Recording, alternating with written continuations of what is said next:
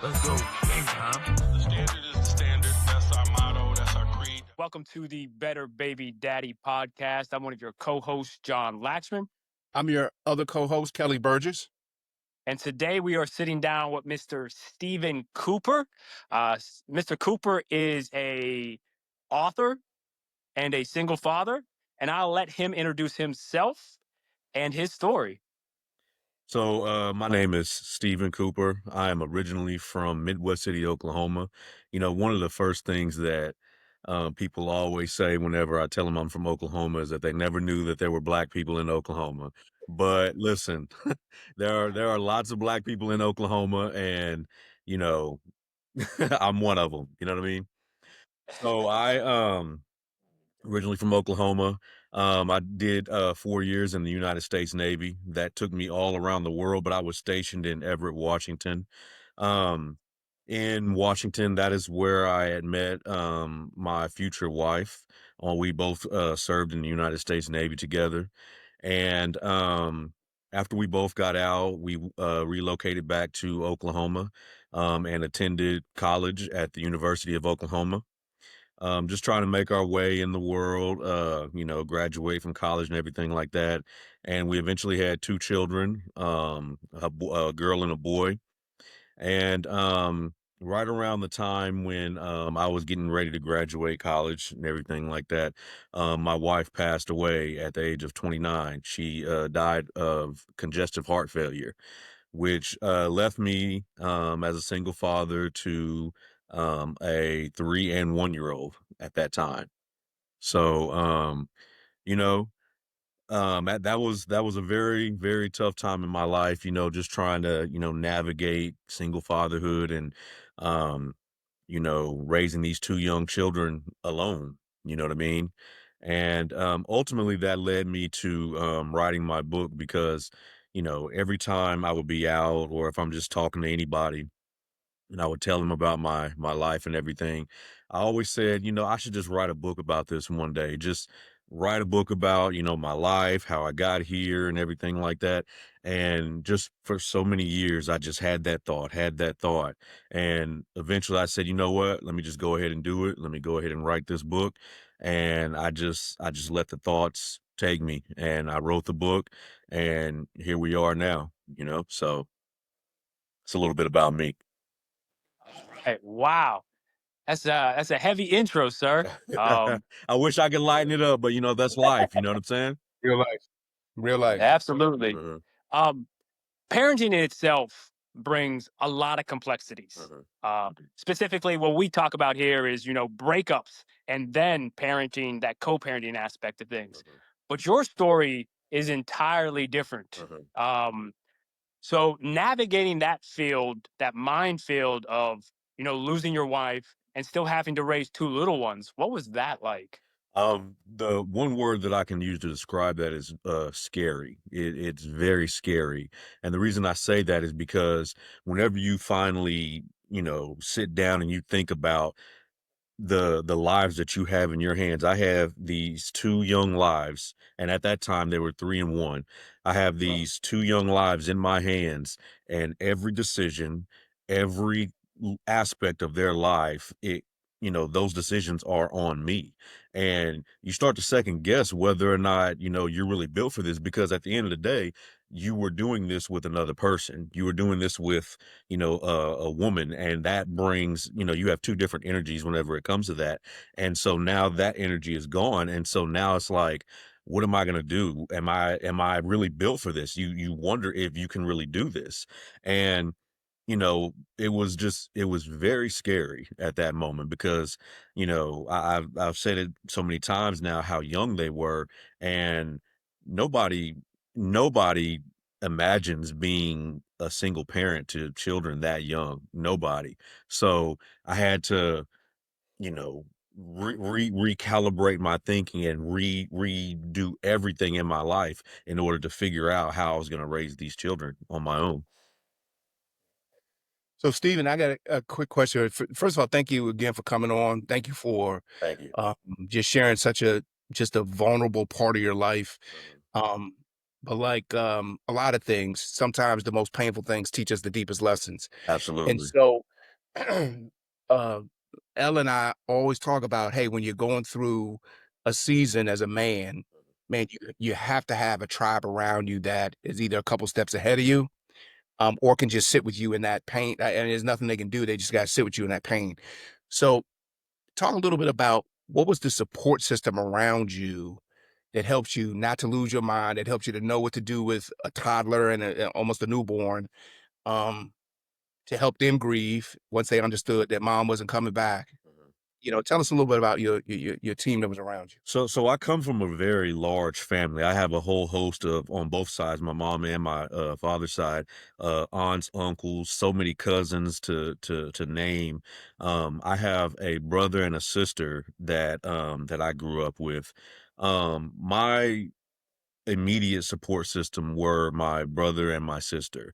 I've said many times I thank God for them because without them, I don't know where I would have ended up, where I would be right now because they stepped in and they pretty much said, whatever you need, let us know. And the thing is a lot of times people will say that. They'll say, whatever you need, let me know. And they don't really mean it. You know what I'm saying?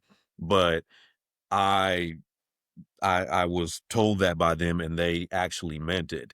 But the thing about it is at that time, you know, I'll be honest, my ego, even though I was hurt, I was, mourning, my ego wouldn't allow me to ask for help. I figured, look, I got this. You know what I mean? I'll be able to do it on my own. But there are certain things that I could do on my own, but the way the world is set up, or at least the society, it's not set up for single parents. So eventually you're going to run into a situation where you either need that other parent or you're going to need to ask somebody else for some type of help.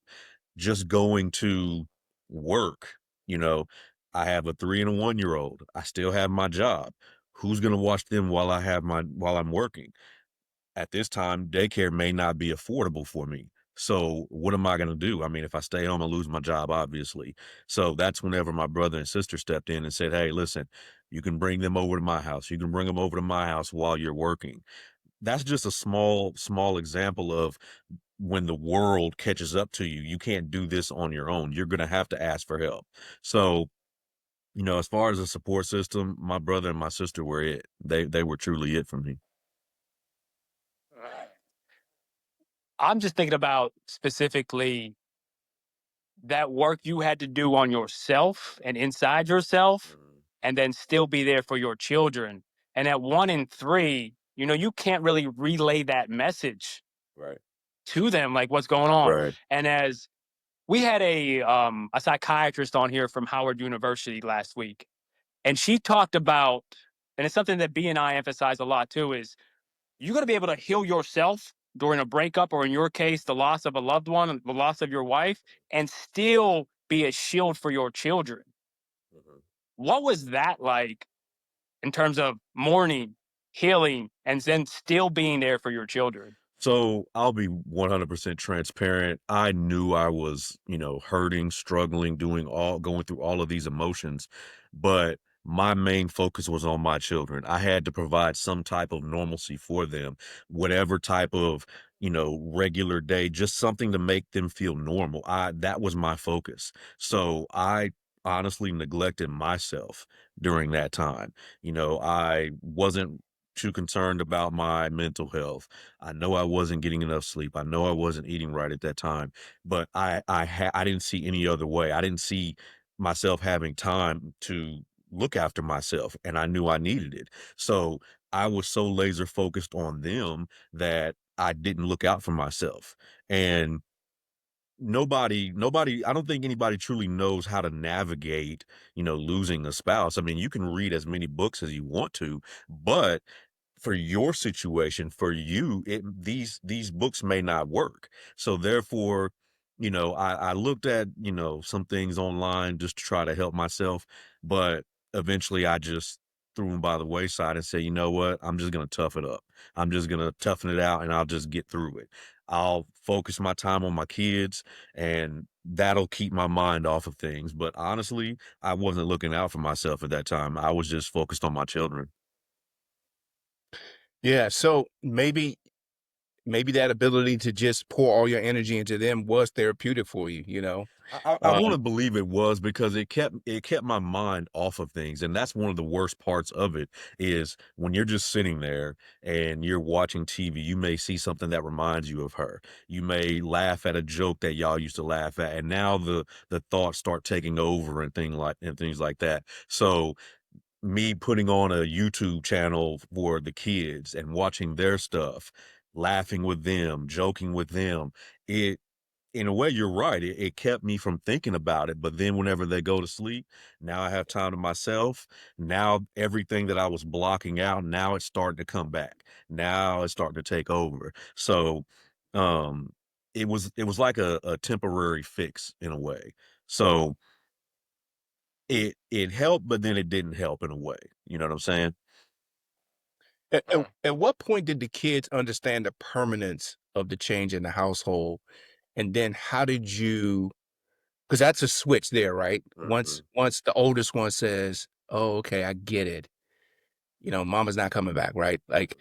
so at what point was that starting to happen? And then how did you switch up your game once you knew that they understood the permanence of it? So that's one of the main things I talk about in the book. That's one of the heaviest parts of the book. I'll go ahead and share that with y'all. But when she passed away, I knew it had to be on me to tell them that she passed away. I couldn't rely on anybody else. That had to come from me. And it took me about 2 or 3 days just to get the gumption to tell them because I didn't know how to tell them. You know what I mean? Telling them isn't the same way as telling like an adult. You know what I'm saying? So, I finally got the gumption. We went over to my sister's house. Her, my brother-in-law, and my brother were all there just, try to give me some support. And I told them, and they didn't react at all. They just, heard me. And after I said it, I tried to comfort them or whatever, and whatever I thought was gonna help, but they didn't really understand at the moment. And so, excuse me, it wasn't until that night, I stayed over at my sister's house, so we didn't, we weren't alone. And my daughter came into the room, and we were just talking, and then she finally just, I guess it was registering. She was thinking about it. And she asked me, she said, "So mama's not coming back." And, you know, I wasn't expecting it. And let's be honest, we lie to our kids a lot just to try to, comfort them, keep them from finding out certain things. We want to maintain their innocence as best as we can. But I couldn't lie about this. I could not lie. I couldn't say, yeah, she'll be back at some point. She'll be here at the I can't lie about this because she's not down the street. She's not like in prison where she's, gonna come home at some point. She's gone forever. And I I told her, I was like, "No, mama's not coming back." And she just let out like this sigh that just, it crushed me. You know what I'm saying? And that's whenever I realized like it's it's not as easy as I well, not easy, let me rephrase that. It's gonna be a lot more difficult than what I imagined, you know what I'm saying? And, you know, during that time, she, maintained she tried to be as happy as she could, and I did my best to try to keep her happy, you know what I mean? But when she asked me that, that was everything. That was everything. Uh, It's one thing to relay that message to your children, and one thing for them to hear that Right, message. right. But at 1 and 3, when did they fully, like, accept the fact that mommy wasn't coming back? Or, was it that could have been years before they really accepted that as a finite thing. I don't know when they fully accepted it because, like I said, when we finally got back from the funeral, that's when everything, I realized, okay, this is the first day out of the rest of our lives. And I don't think I don't know when that happened, when they figured out like she's just she's never coming back because we got into a routine and it was just the three of us. This is our new routine. This is our new normal. And that's how it became. So I'm not sure when it became permanent for them, especially for my son. He was the 1 year old. I don't know. I really don't know how to answer that. Understandable, for sure. So, like, let's travel forward, a year or so, and now you're tasked with taking on the role of a father and quote unquote the mummy role as well. And everybody knows, men bring different things to the Right, table right, than women bring to the table. right, What was that like, knowing that, they can't go to mummies for the weekend? They're not going to mummies there. It's all you all the time, and trying to fulfill that caregiver role, quote unquote, that a woman tends to right. fill. That's the most difficult thing, because I know society tries to tell us, different things about roles and things like that, but that's truly what it is. Each parent brings a different role, brings different energies to the table, and trying to bring what the mother would bring to the table is very difficult. You know what I'm saying? Because I look at things a certain way and she looked at things a certain way, and trying to bring that to them is hard, and especially for like my daughter. I have to be softer for her. You know what I'm saying? um and it's tough at times because she may do something and I'm just like, I want to react to it a certain way, but I can't. You know what I'm saying? I can't do it. I can't do it that way. So that's one of the more difficult things, is bringing you know, that side of the, parenting to them as well. Uh, I might have missed this in the notes. How old are they now? Your They are kids? now, my daughter is 12 and my son is 10. Okay. So you're in a whole nother phase now. Dang. Oh, yeah. Oh, yeah, definitely. Oh, you in that Yeah. middle school roller coaster, brother. Yeah, hey, yeah, listen, we're there. We're there already, you know? Oh man, oh Mhm. man. Well, Mhm. again, I applaud you. That is difficult work, and you're absolutely right that we were just listening to a podcast this week about as a counselor who was on there as a specialist in attachment, children's attachment, particularly early in life. Um, and one thing she spoke about was how literally on the chemical level, dads bring a different chemical reaction Mhm. to their kids, Mhm. and moms bring a different chemical reaction to their kids, and how it is hard for either gender to replace that Right. feeling that the kids get. So what we get as dads through roughhousing and playing with our kids Right, and tossing right. them up and exposing them to Mhm. risk, feeds a part of them. And then that nurturing, come here, baby, particularly African American. I don't know how it is in the Indian Mhm. community, but come Yeah. on, baby, so that right. Right. They get that from the mom. And so navigating that, I was imagine as a man who is grieving and still knowing that that needs to be brought was quite a challenge. Absolutely. Um, as they've gotten older, what are some things that you recognized? Well, the two-part question. What is something that as they've gotten older, you look back and said, "Man, I'm glad I did this. I didn't realize how important that was when we were in the midst of it, but now, hey, 5 years, 6 years after, 7 years after, man, I'm glad that, you know, maybe it was a routine or maybe it was a certain way of dealing with feelings when they came up." That's a great question, and that's something I have never been asked before. Um, I would say, something that I'm glad that I did. Um, so we were living. So y'all are where are y'all from again, if you don't mind? The DMV area. Okay, DMV. Okay, so y'all definitely wouldn't know about Oklahoma. So, so my brother and sister live in Midwest City, which is right outside of Oklahoma City. And at the time, I lived in Norman, Oklahoma, which is about 30 to 45 minutes away from the Midwest City area. And one of the best things I did was I realized that I no longer had to live down there because at that time I had dropped out of college again. And the only reason that my wife and I had moved down there was because of attending the University of Oklahoma. But if I was no longer going to be there at school, I didn't have to be there. So we ended up moving back to Midwest City, which is my hometown, and that worked out so much better for me because, again, my support system was there. And so it made the day to day easier. Eventually my brother would take my kids to school Mm, because, I had to get to work a lot earlier than he did. He was able to take the kids and everything like that. And my sister would have them after school sometimes. You know what I'm saying? So moving over there actually was one of the best things that I did, also for them to be around their cousins. My brother has 3 kids, my sister has 2 of her own, and I believe that helped them with their mental to keep them from, being too focused on, mom not being around and things like that. So I think that would be it, moving back to my hometown to be around my yeah. Yeah. yeah. Yeah. You spoke earlier about you were laser focused on keeping things as normal Mhm, for them.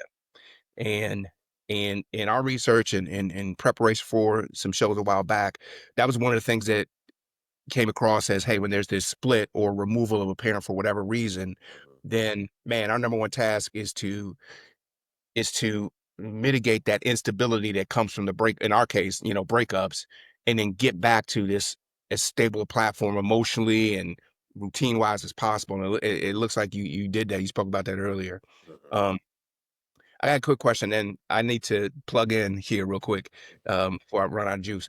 Um, can you speak to how maybe what are some things as a father you learned from your dad or the males in your family? So one thing that I learned from my dad is exactly what hard work really is. And I say that because I've seen my dad just, you know, my dad was a mechanic, and anybody around, I'd say the whole entire Oklahoma City metro, they knew my dad for being just a wizard with their car. You know what I'm saying? Anything was wrong with it, he would be able to fix it, and he was loved by everybody. And my dad, for every dollar that he ever earned, he truly worked for it, and I knew hard work by way of him. Not only that, I grew up, my mother had mental health issues, and my dad stuck around despite all the I'll say the hell that my mother put him through and maybe us through as well. He stuck around and kept us going. He didn't disappear. He didn't run out on us. You know what I'm saying? And I look at some of the things that I've gone through. I mean, it's not a competition, but losing a spouse is worse than having, one that has mental health issues. But he stuck around and he, you know, went through everything with her, you know what I mean? And that showed me to just, be there for your kids. You know, life is gonna get hard, be there for your kids. So I learned resilience and self-determination, all that from my father. Tremendous. So society often tells us, men don't need to seek therapy. Men don't, or let me rephrase that a little bit.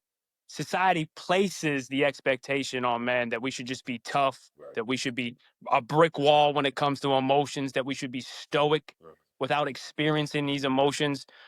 Obviously, reality is a different story altogether. You had to navigate a lot of different emotions, and you still are till to this day. Mhm. What have you done for yourself personally to help navigate that part? So, a few years ago, probably 2 or 3 years ago, I actually went through grief counseling. I realized that I truly needed that because, at in my new relationship at that time, I was suffering. You know what I mean? I was bringing things on to her that I shouldn't have been bringing on to her, and I needed that for myself too, because like I said, I was so laser focused on my kids that I was neglecting myself. I was, putting these emotions and feelings into bottles and just putting it on the shelf. And eventually you're gonna run out of room on that shelf and you're gonna be carrying all of what you've been bottling up. And I had to get rid of it. So I went through grief counseling and I'm gonna tell you, it's tough. A lot of people are scared of it because it's gonna bring out insecurities, it's gonna bring out emotions you thought you got rid of, and it will break you down into tears. And I know a lot of us men don't want to cry. We don't wanna experience those type of things, but you gotta get that out, bro. You gotta get it all out. And, in several of the sessions, like those that the therapist is gonna get it out of you no matter how much you try to, pound your chest and, do all he or she's gonna get it out of you, and it's necessary. And I think that's one of the best things I did was going through grief counseling. Am I healed from it? Absolutely not. I don't think I ever will be, you know what I mean? I think that'll be her passing away will be a scar that's always gonna be tender, you know what I'm saying? But learning how to manage, learning how to live through it is what you learn, and I'm still a work in progress, you know what I'm saying? I still have moments, you know what I'm saying? But I'm getting through it better than what I did years ago. Yeah, I read across a quote a couple days ago, and what you said reminded me of it so much. And that is, a man is not dangerous when he feels. Mhm, A man is dangerous when he doesn't feel, mm. because it's that bottling up process. Right. And Absolutely. eventually, like you said, you're either going to run out of room on the shelf Mhm, or you're going to explode. And those bottles are all going to explode. mhm. And that explosion occurs on the people that usually least deserve the explosion. Absolutely, and that's happened many times, and I'm not cognizant of it at all. Like, I'm just, living my day, talking to people, and this may happen. And I'll be honest, it has happened on my kids as well because I mean, again, it's it's stress, it's things that you bottled up and it's gonna come out eventually. So, you know, you gotta deal with it. But, like I said, I'm still working at it. Still working at it.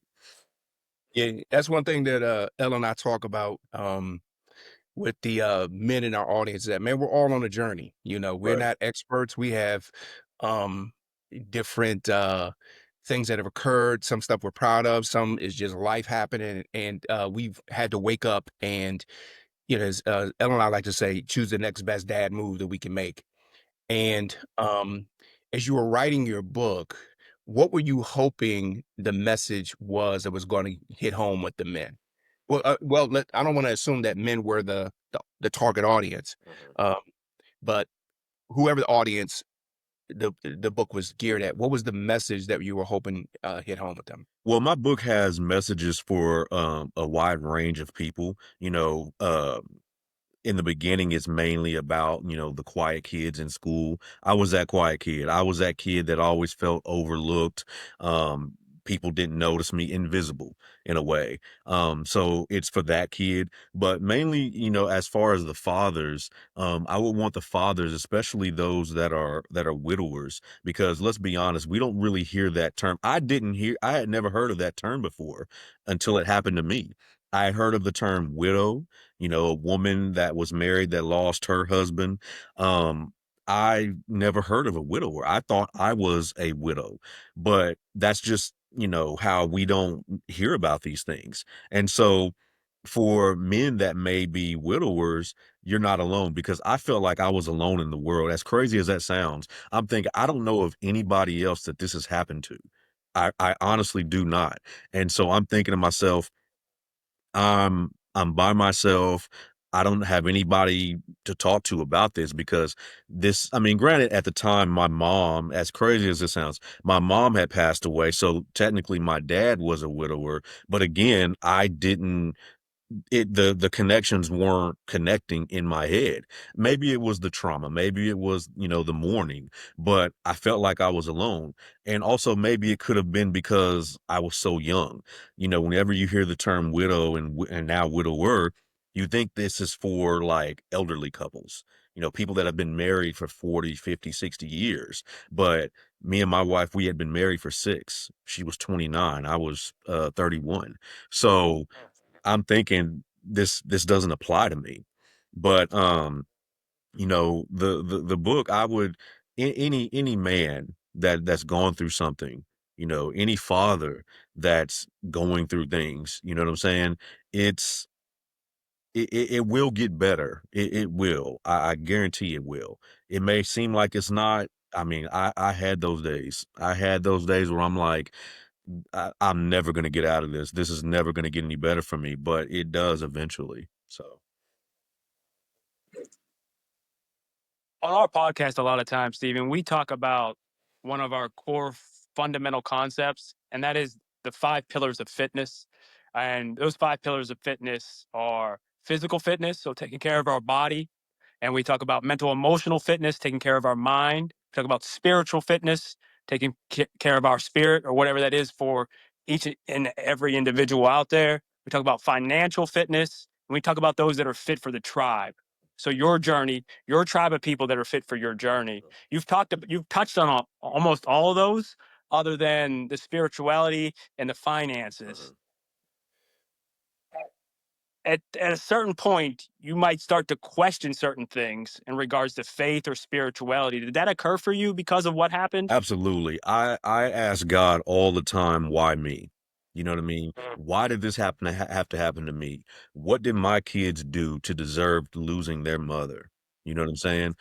Why not take me instead of her? Why mm, can't I be the one that's gone and they live with her? You know what I'm saying? It, you know, it didn't make any sense to me because again, why would you take the mother away from a 3 and a 1-year-old? You know what I'm saying? These are things that it brought a lot of anger out of me because why? What's the reason? What plan does God have that is so great that he would do this? You know what I'm mm. saying? And I sat with that for so long, so long. And I don't have all the answers to, well, the whole answer to that yet. But you know, I look at how what my kids are doing now, and I feel like we're in the place where we need to be. But I still have that question as to why, because they still see mothers, you know what I'm saying, the biological mothers with their kids. I know they have thoughts that they don't necessarily talk to me about.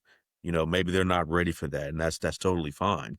But from a spiritual perspective, I still wonder why. Yeah. Yeah, um that's a hard pill to swallow. Absolutely. And, it's hard to get our minds around it. It reminded when you were talking, 2 things that you said previously, kind of resonated. You said, "Hey, I'd never heard of a widower before," right? Mhm. Even though my dad's right there Right. staring me in the face, mama's Mhm. gone, and I didn't know anybody else like me. And then, hey, man, you have this tremendous, painful thing that's happened, and remind me of that scripture that says, um, yeah, I'm paraphrasing it, "Comfort others with the comfort you receive from God." And so, Mhm. sometimes, man, we are just placed in such tough circumstances, and all that questioning and that energy and that relating to God to just get through it Mhm. equips us to comfort somebody else who's coming along in the very same or similar situation. Mhm. And it is never pleasant to go through, Ella and I talked about things we've been through. It's like hey, I'm glad I went through it. I'm glad I learned the things from it. Never want to experience again. But we have an empathy for people who have gone through it. We have an Mhm. empathy for single dads because Mhm. we passed through that. And so, hopefully in your quiet times, you realize that there's stuff that the creators deposited in your bucket that is going to be poured into somebody else's bucket. Absolutely, and that's I believe that may be what the book is for because I tell people well, let me say it like this. One thing that people always say is, "I would never wish this on my worst enemy." You know what I'm saying? And I feel like people use that too loosely, but I honestly would not wish for any man, even a man that I don't like, that's my enemy.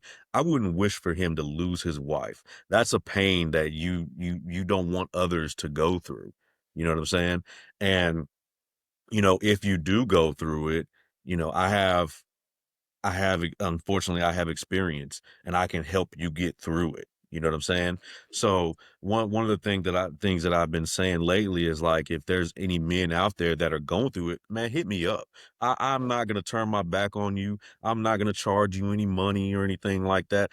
I'm gonna do my best to help you because I don't want anybody else. I mean, it's gonna happen, but I wouldn't want anybody to go through what I went through and not know how to navigate it. You know what I'm saying? So Yeah, that's beautiful, man. Say you're speaking to a guy that it's fresh for him. He's you, um, 9 years ago, Mhm, right? He's coming home for the first time to an empty house, mhm, with his children. mhm. Speak to that guy now, who's on the front end of the journey you've been on for a decade. So I would tell him, it's gonna be hard. It's Mm, gonna be very hard on you. Not gonna sugarcoat it for you.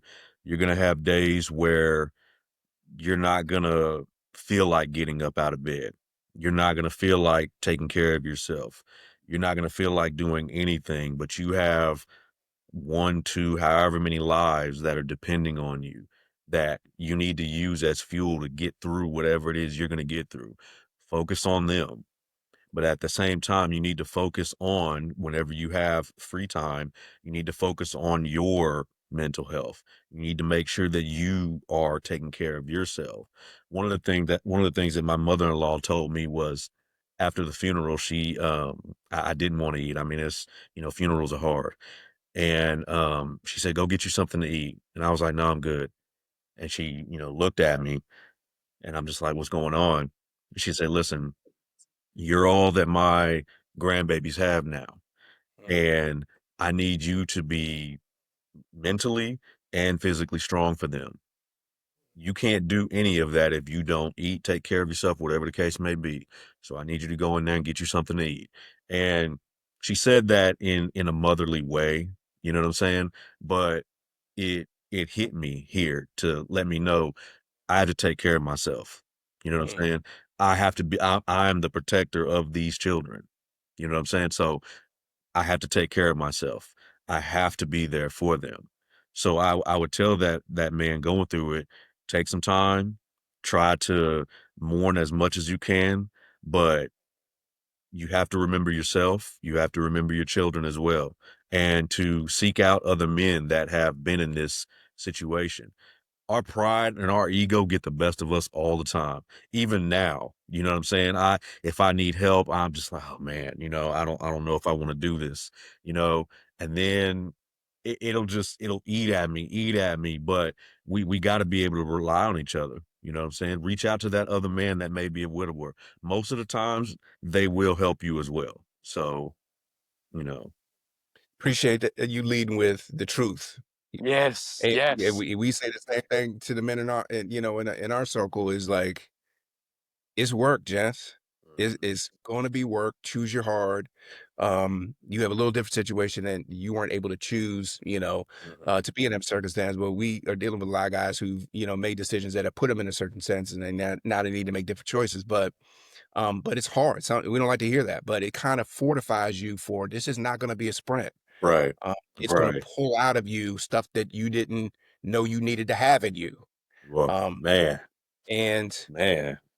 it's hard. It's just it's refreshing to hear another man say it though. It's like, "Oh, okay, this is what we gotta do." Yeah, Um, you gotta you have to do that because we gotta know this is not gonna be easy. If you think it's going to be, it's not. That's not to try to discourage you or anything like that, but I have to be honest with you. Because if I lie to you, if I try to, you know, coddle you in any type of way, you're gonna think something is gonna be easy, and then you're gonna be mad at me because you're gonna think, oh, well, you told me that. No, it's gonna be hard, bro. It's gonna hey, be hard. I'm just being real with you. hey, real life. That's it, man. Yeah. Stephen, as you look back on your journey for the past 9, 10 years, I'm trying to phrase this properly or phrase the question properly. What positives? Like, how have you grown positively as a man because of the situation? Like, how are you stronger? What are you better at because of what occurred? Um, that's another great question. Um, the way I'm stronger is I'm more determined than anything because I I never saw this happening, and when you have to do something on your own, it like you just said, it brings something else out of you. You know what I'm saying? I'm more focused on being better so my kids have better, if that makes sense. You know what I'm saying? I'm I'm focused on being the best version of myself, so therefore they can I'm trying to propel them in life as far as I can. I used to have two more hands with me, but now it's my own, so I have to be stronger. You know what I'm saying? I have to push them forward. So that brought so much more out of me because I'm doing it for her as well. You know what I'm saying? I'm doing it for her. Mhm. I'm doing it for their mom. So, um, more determined, more focused, and mentally stronger too, because as crazy as it sounds, I mean, as bad as that was, I've I've had to be stronger because I can't just mope all the time. I can't just be crying all the time. Whenever I want to, I have to I have to just listen. We don't have time for this. We don't have time for this. You'll have other times to be able to do this, but right now you need to be focused. Right now you need to be focused. Cry some other time. That doesn't mean I won't. That doesn't mean don't cry. It means focus on what you got to do right now, and then whenever you have time for yourself, then you can do it. So it's made me more laser focused on everything else, I would say. What you just said there is so beautiful from the standpoint. Listen, there's work that needs done right now. Hmm. I have to focus on that work that needs done right now, whether it's being the sword or the shield for your children in those moments. Hmm. And then when they're resting their head, when it's just me, I can work on me. I can put down the shield, I can put down the sword, and I can just be in that moment right there, thinking and processing my emotions. Yes, yes, absolutely. Yeah.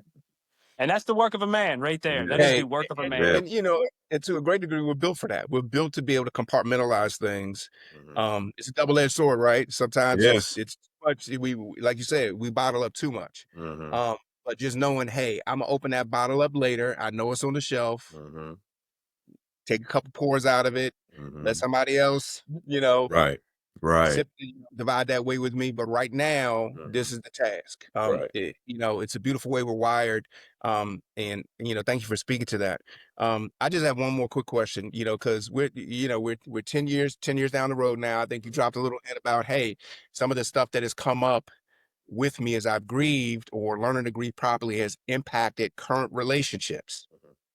How do you um how do you look at the lens of, hey, an eventual co-parent? How does that how does what you went through affect how, hey, the next time I'm in a situation where maybe I'm partnered with somebody, hey, this is how I would navigate that, or this is my standard. I don't know if that was missed in the intake or whatever the case may be, but I am married right Oh, now, okay, I didn't. and Okay, uh, that maybe yeah, that's a whole other because that's a whole other conversation when it comes to co-parenting. I've watched yeah, y'all show. Let me tell you, I've watched uh-huh. the show. I've listened. I I got a whole man. Listen, Hey, part two. Hey, that co-parenting thing. I was just going to say that. Yeah, you could definitely bro. come on for part two after the book drops. Whoa. Come back. Listen, I'm trying to tell y'all. Safe Y'all would space, have a brother. lot to say about, you know, we gotta come back. I gotta come back. If y'all will have me, if y'all listen, I've loved this. If y'all will have me, I will come back and speak Hey, on Oh, that. 100%. yeah. But I'll tell you this, and I touched on that because that's one of the reasons that I went to grief therapy is because my wife was telling me things that I was doing, and I'm not aware of it. Mm. I'm just living my life or whatever. Now, of course, and I'm not I'm not trying to talk badly, but sometimes women be tripping, you know what I'm saying? And and that's what I put it off as. Is like, man, whatever, I'm not doing that. But as a man, I had that look in the mirror and I had to realize, okay, I might be doing this. I might be doing that. So go get some help as far as grieving because maybe you haven't um you have to get rid of this stuff that you have on the shelf. You got to Mhm. do that. So it has affected relationships, and even before before her and I got married, whenever I tried to, man, I got to come back because I had a whole dating, man. It was tough. It was tough, Hey, bro. Like I hey, know, man. it hey. was tough. But let's say this: it was it has affected that part of my life as well. Sure. It definitely Yes. has. Yeah. So And that's the one thing we try to speak to with dudes is that reentry or that introduction of another person into an existing kind of family dynamic, mhm, um, that's hard work. mhm. And a lot of us dudes, man, we just, oh, it's such a nice warm place to land. It's nice to be liked again. All the bells and whistles that come with that lady, we forget sometimes she is a human being with her own stuff coming and bringing her own stuff too. And Uh-huh. if you haven't done the work prior to her showing up better than you did with the first one, like you said, we need maybe 2 more episodes. Let me say this real quick because you actually Yeah, said man. something that she has said to me before. We were Mm. arguing one time and she said, I think sometimes you forget that I'm a human being with my own emote. And I'm just like, maybe I did. I don't think I did, but she said exactly what do you know her? Uh, Because it sounds like she may have said no, hey, let's just say I've got vast experience at making mistakes in that area. that. I hear you, brother. I hear you. All Oh my right. gosh. But it's easy to forget. And I know I'm remarried too. Your wife is a mirror, and there's a insight that they have to us and an intuition that they have about us that is so different than how men are wired. And we can get to that point of, man, you're just tripping. What are you talking about? And Right. then they're like, oh, I just got something don't feel right. Or you realize you do this every time. I don't do anything every time. Well, you do it a lot of times, but we get to the point where we're a little older and wise and we're like, okay, well, maybe she's on to something. Maybe she is saying something. Right. But getting to that point, Yeah. it could Yeah. take us a minute. Yeah, it does. Take us a minute. So yeah, we'll definitely have to have you back on, brother. I would love that. That's a whole other conversation. I would love that. Yes, sir. Thank you so much for your time. Before we go, um, definitely want you to drop the name of that book, when that book is dropping, and any social media handles associated with yourself, the book, and where they can buy the book. So this is the book right here. It is called Beneath the Surface: A Journey Through Silence, I'm sorry, I'm trying to read. A Journey Through Silence, Service, and Self-Determination. One of the concepts on here is me as a little kid, me in the Navy, and me now after all the pain and everything like Wow. that. Me and my Nice. two kids looking over the horizon and everything. Yeah. Um, my social media handles, at Stephen D. Cooper on Instagram. I believe TikTok is the same thing. I don't know my threads. I need to get better at this. So, Okay. I'm whatever. But Yeah. my book is available everywhere. Amazon, Barnes and Nobles, any other place where you can buy books. Um, if any man, whatever you're going through, I have some experience. I can probably help. If I can't help you, I have plenty of men that I can link you with. Um, I appreciate y'all brothers for the opportunity. My goal is just to be able to help other men, speak to other men, fellowship like this, just have regular conversations, because we're going through things that we don't have to go through, and we need to rely on each other, lean on each other to Mm. help us all get through this. We don't have to do this alone. So I greatly appreciate y'all. I mean, like I said, if y'all will have me back for that other conversation, I promise you I got some stuff to say. I promise you. I promise you. So I appreciate y'all, man. Thank you very much. Hey, No, Steve. thank you, sir. Thank you. Absolutely, absolutely, Steve, Yeah. man. It was a pleasure, and thank you for your honesty, your brutal honesty at points, you know. Yeah. But this is what it's about. You know, that's why we started the cast, is to get to this place where men knew you weren't alone. And man, let's travel this journey together. Absolutely. Yeah. All right. Until next time, I'm John, I'm Kelly. and that was Stephen Cooper, author, single, no, remarried Hey, man. he gonna get me in I got trouble. you. I Hey, he got gonna get you. me in trouble. You can get his book now everywhere and anywhere. It is live and it is for sale. Go buy it. Go support the man. All right. All right. Till next time. Peace. Peace.